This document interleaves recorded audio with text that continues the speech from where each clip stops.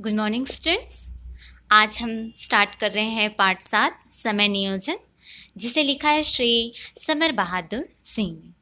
ठीक, चलिए तो हम पार्ट को पढ़ना चालू करते हैं। ठीक है, इसकी रीडिंग स्टार्ट करते हैं। समय क्या है? समय टाइम है। ठीक है, आपको पता है कि समय एक बार जाने के बाद दोबारा नहीं आता, तो समय को नियोजित रूप से कैसे हम नियोजित कर सकते हैं, आज हम इस पार्ट में पढ़ेंगे। ठीक है, चलिए स्टार्ट करते हैं। हम अक्सर शिकायत किया करते हैं समय के अभाव की, समय ना मिलने की, पत्र का उत्तर ना दे सका, समय अभाव के कारण कसरत नहीं कर सका, समय ना मिलने के कारण। किंतु यदि हम सही ढंग से आत्मविश्लेषण करें तो हम पाएंगे कि हमारी ये शिकायतें अक्सर गलत होती हैं। हम अपने को समझ नहीं पाते और तभी ऐसी शिकायतें करते हैं। यह हमारा आलस्य है जो सदैव समय के अभाव की दुहाई दिया करता है। वस्तुतः कोई भी ऐसा व्यक्ति नहीं है जो व्यस्तताओं के बीच भी उन कामों को ना कर सके जिसे वे करने पर उतारू हैं, जिसे करना वह अनिवार्य मानता है। नेहरू जी कितना व्यस्त रहते थे। भारत के प्रधानमंत्री के नाते उन पर कितना दायित्व था। कुछ दिन पहले उनके साथ काम करने वाले एक सज्जन से बात करने का सौभाग्य मिला। वे बताने लगे, नेहरू जी के पास रोज इतनी सारी फाइलें जाती थी, किंतु दूसरे दिन वे उन सभी को निपटाकर वापस भेज देते थे। जहाँ तक बस चलता, एक दिन भी देर ना करते।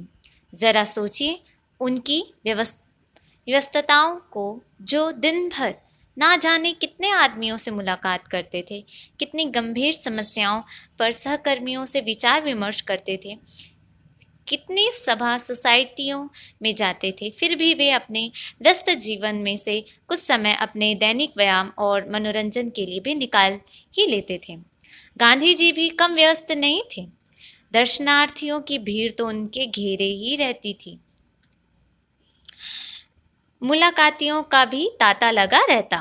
देश विदेश से अनेक पेचीदे मामले पर विचार विनिमय होता। अखबार के लिए लेख लिखे जाते, किंतु फिर भी ना तो गांधी जी की प्रार्थना सभा के समय में हेरफेर होता और ना उनके प्रातः भ्रमण में ही बाधा आती थी। यही नहीं, दुनिया के कोने कोने से भेजे गए पत्रों का जवाब भी वे अक्सर हाथ से ही लिख कर देते थे।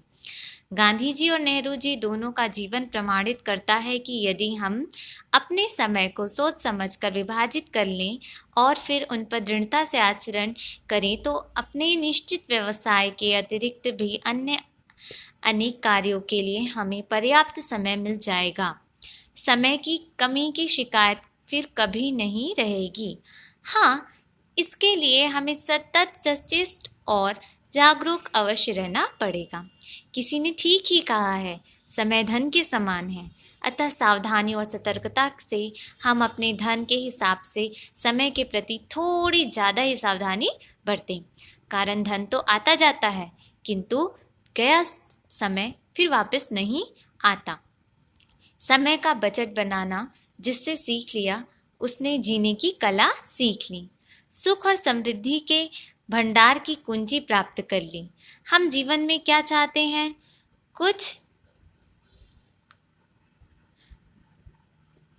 कुछ भी। समय का बजट बनाना जिसने सीख लिया, उसने जीने की कला सीख ली। सुख और समृद्धि के भंडार की कुंजी प्राप्त कर ली।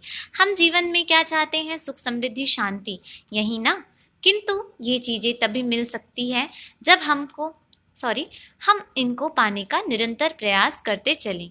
यदि हम व्यायाम के लिए, चिंतन के लिए, अध्ययन के लिए समय नहीं निकाल पाएंगे तो हमारा तन मन कैसे स्वस्थ और सबल बन सकेगा?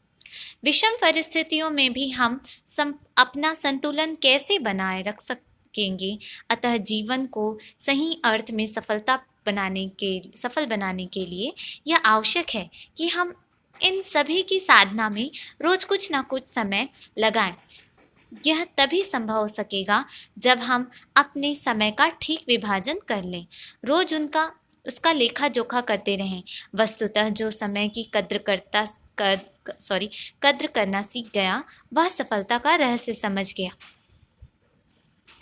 हम अपने सुख, अपनी समृद्धि के लिए अपना समय विभाजन जितना शीघ्र कर लें उतना ही अच्छा होगा, क्योंकि किसी मनीषी ने यह चेतावनी पहले ही दे रखी है कि समय और लहरें किसी की प्रतीक्षा में खड़ी नहीं रहती। वयस्कों की अपेक्षा विद्यार्थियों के लिए समय पालन का कई कारणों से अधिक महत्व है।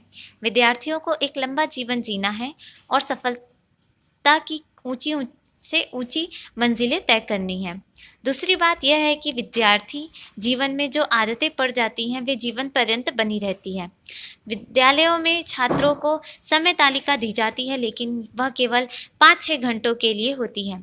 18 से 19 घंटे छात्रों के स्वयं विवेकपूर्ण उपयोग के लिए रहते हैं। यदि वे इस समय का सही उपयोग करें तो वे न केवल परीक्षा में अच्छे अंकों से उत्तीर्ण होंगे, बल्कि सामाजिक, साहित्यिक, सांस्कृतिक कार्यक्रमों तथा खेलकूद, व्यायाम आदि के लिए भी पर्याप्त समय निकाल सकेंगे। समय तालिका बनाने के बाद उसका दृढ़ता और निष्ठा के साथ पालन करना भी आवश्यक है। निर्धारित समय पर निश्चित कार्य करने से ही जीवन में सफलता मिलती है। तो बच्चों, आज हमने पढ़ा पाठ 7 समय का नियोजन। समय बहुत ही ज़्यादा कीमती है, ठीक, क्योंकि समय धन के समान है। धन तो एक बार वापस आ जाएगा, लेकिन जो गया हुआ समय है वो कभी भी वापस नहीं आ सकता। इसीलिए आप समय के महत्व को समझिए।